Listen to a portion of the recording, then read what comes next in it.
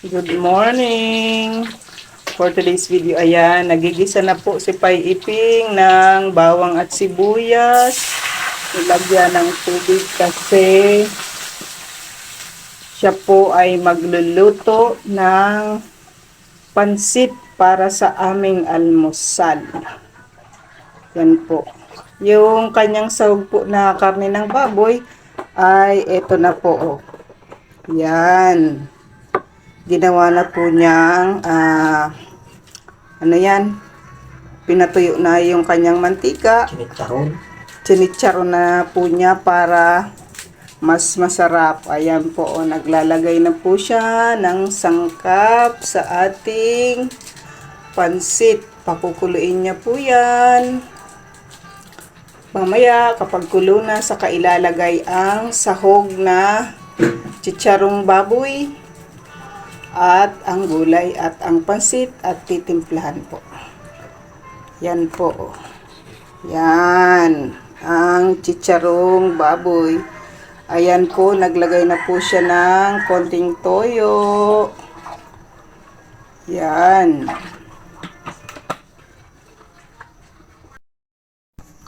Yan po, nilagay na po niya ang chicharong baboy at maya-maya ay ilalagay na din ang pansit kapag kumulo na po itong sabaw. Yan po.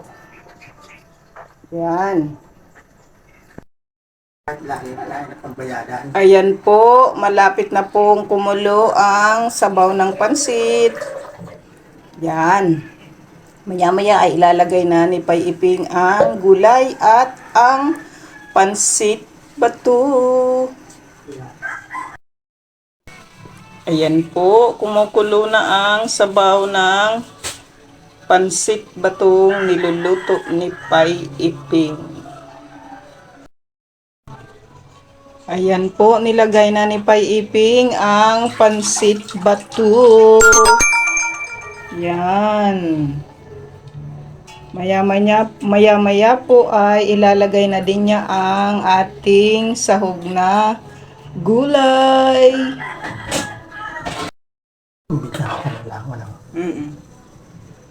Ayan po, malapit nang maluto.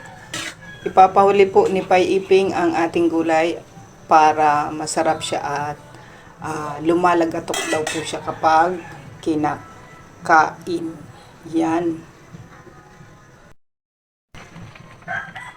Ayan po, nilagay na po natin ang gulay sa pansit. Ay, nilagay na pala ni Pai Iping. Yan. Ayan, para po crispy ang ating gulay.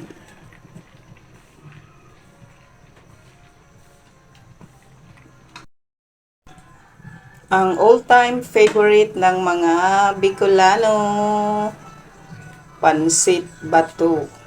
Ayan po.